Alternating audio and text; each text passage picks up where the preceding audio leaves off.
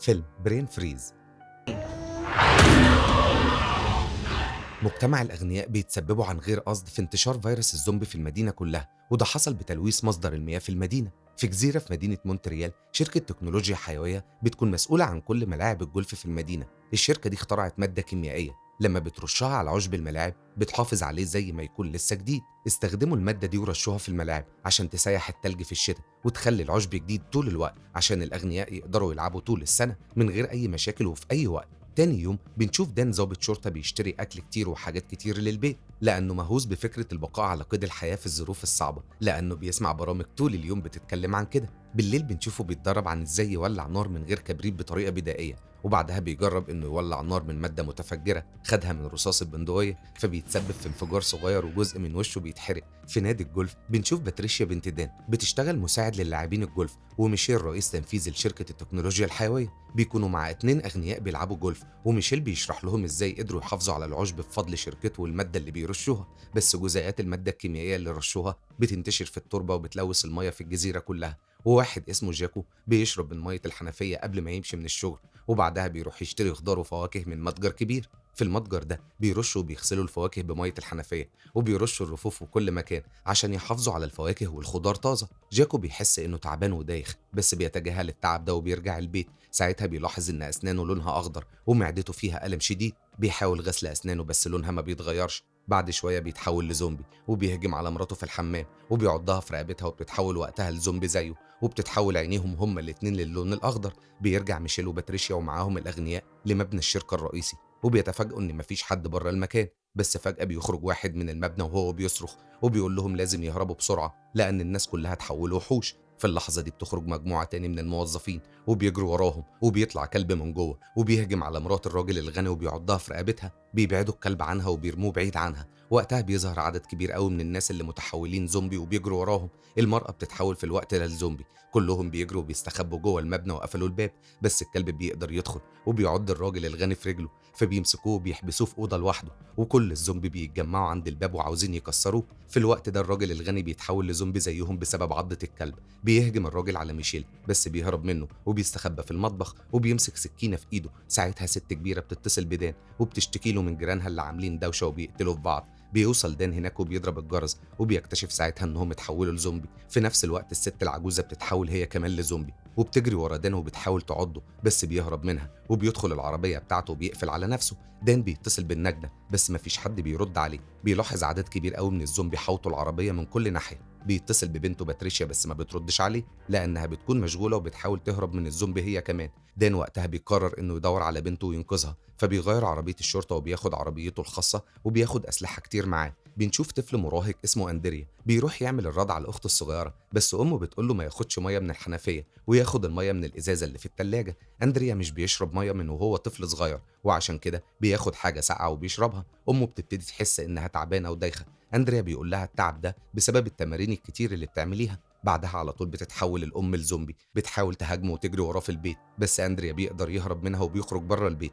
أمه مش بتسيبه وبتجري وراه، وقبل ما تحصله بتيجي عربية الضابط وبتخبطها. مش بتموت، وأندريا بيحاول يساعدها بس دان بيقول له إنه بيحاول يطلب النجدة ومش بترد عليه، وبيطلب منه يروح ويستخبى في البيت ويقفل على نفسه. أندريا مش بيرضى يسيب أمه وبيسحبها من رجلها وبيدخلها البيت وبيقفله كويس. بيتصل بالنجدة فبيسمع رسالة مسجلة بتقول له إن الجزيرة كلها تحت الحجر الصحي. عند الجسر اللي بيربط الجزيرة بالمدينة بنشوف عدد كبير قوي من الزومبي بيحاولوا انهم يخترقوا البوابات بس مش بيقدروا، ومفيش حد يقدر يدخل او يخرج منها. بتحاول الام انها تهاجم اندريا بس بيبعد عنها وبياخدها وبيحبسها في الحمام.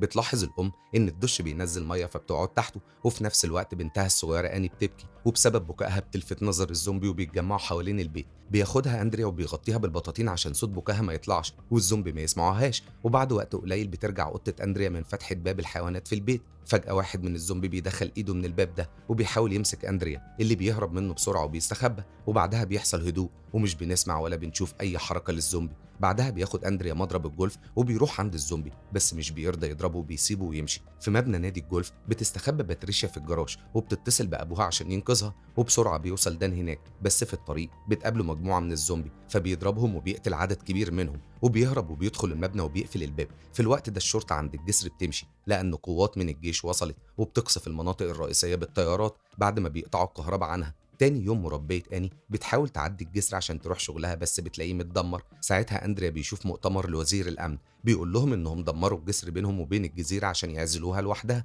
وبيطمنهم إنهم مسيطرين على الوضع كويس قوي. في اللحظة دي بطارية تليفون أندريا بتخلص فبيروح يشوف أمه. ساعتها بيلاحظ إن جسمها متغطي بمادة لزجة لونها أخضر. آني وقتها بتقرب منها والأم بتحاول تهاجمها، بس أندريا بيعمل صوته وبيجيب خضار أمه بتحبه وبيخليها تمشي وراه، وبيقدر إنه يخرجها من الحمام بسرعة. ساعتها أمه بتتخبط في حامل التلفزيون وبيقع عليها وبتموت.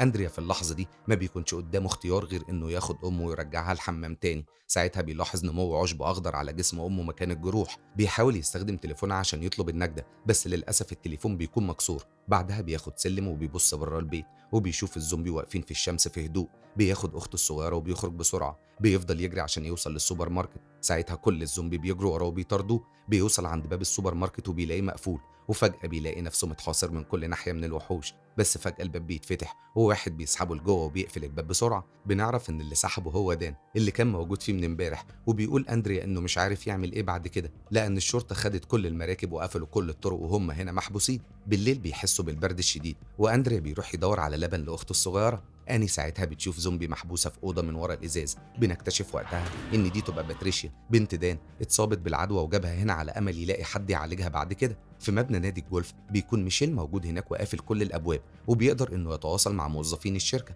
اللي بيطمنوه ان الخبراء جايين في الطريق وهيخرجوه ويحلوا المشكله، بس لازم يعمل اللي بيقولوا له عليه لحد ما يوصلوا عنده. بيظهر وقتها الكلب اللي اتحول لزومبي وقبل ما يعضه بيضربه برجله، وبرضه بنكتشف ان ميشيل قتل صديقه اللي اتحول لزومبي. دان واندريا وقتها بيولعوا نار وبيعملوا اكل، وفي نفس الوقت ده بيسمعوا البرنامج اللي بيحبه دان في الراديو. المذيع بيقول ان انتشار العدوى والزومبي ده بسبب الارهابيين، وبعدها بيستضيف وزير الأمن وبيسأله أسئلة كتير بس الوزير بيتهرب منها كلها وبيرد ردود محدش فاهمها. المذيع ساعتها بيقول إن الحكومة هتضحي بكل الناس اللي في الجزيرة عشان تقدر تسيطر على الفيروس وتمنع وصوله لباقي المدن. بيقدر دان وقتها يتصل بيهم وبيقول لهم في ناس كتير في الجزيرة مش مصابين بس مش عارفين يخرجوا من الجزيرة، بس المذيع بيقول له إن العالم كله مش عاوز العدوى تنتشر وتخرج من الجزيرة. دان وقتها بيحبط جدا لأنه خلاص مفيش حل قدامه ومش هيعرفوا يخرجوا من الجزيرة. بعدها بيتكلم هو وأندريا وبيتفقوا انهم لازم يعرفوا ايه السبب في ظهور وانتشار العدوى دي عشان يقدروا يلاقوا ليها علاج. دان بعد ما بيفكر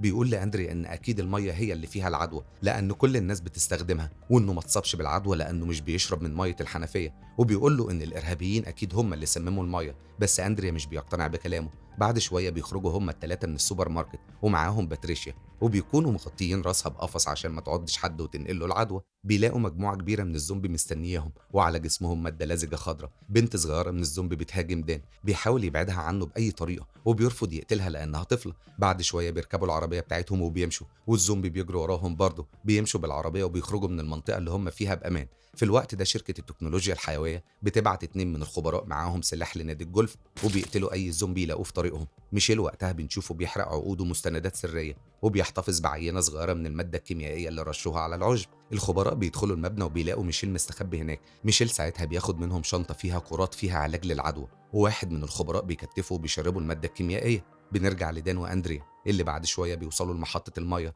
وبيدخلوا وبيسيبوا اني لوحدها في العربيه عشان لو بكت الزومبي هيسمعوا صوتها ويهجموا عليها. بياخدوا باتريشيا معاهم وبيدخلوا جوه محطه الميه، وهناك بنلاقي زومبي جسمه كله عشب مستخبي في حوض ميه كبير. باتريشيا بتحس بيه وبتجري عشان تروح له، فبيجروا هما الاتنين وراها. بتوصل باتريشيا لحوض الميه وبتنط جواه، وده بيخلي دان ينط وراها عشان ينقذها. فجاه بيظهر زومبي من الميه جسمه كله عشب وما بيرضاش يهاجم دان لانه بيشوف باتريشيا معاه. اندريا وقتها بيدرك ان الزومبي مش بيهاجموا بعض ولا اي حد معاهم. الزومبي بيسمع صوت اندريا فبيجري بسرعه عليه عشان يهاجمه، فبيجري اندريا بسرعه وبيخرج من المبنى. دان وقتها بيحاول يخرج باتريشيا من حوض الميه بس للاسف بيشدها بقوه وايديها بتتقطع. واندريا في الوقت ده بيقدر يهرب من كل الزومبي اللي بيطاردوه وبيركب العربيه في اخر لحظه. دان بيخرجوا معاه باتريشيا وبيستخدمها كدرع عشان الزومبي ما يهاجموش، وفي النهايه بيركبوا العربيه مع اندريا. ساعتها بيلاقوا تليفون مع باتريشيا وبيفتحوا بايديها المقطوعه وبيلاحظوا ان العشب ابتدى ينمو على ايديها. دان وقتها ما بيكونش مصدق اللي بيحصل ومش مستوعب ازاي العشب بينمو بالطريقه دي على جسم الناس،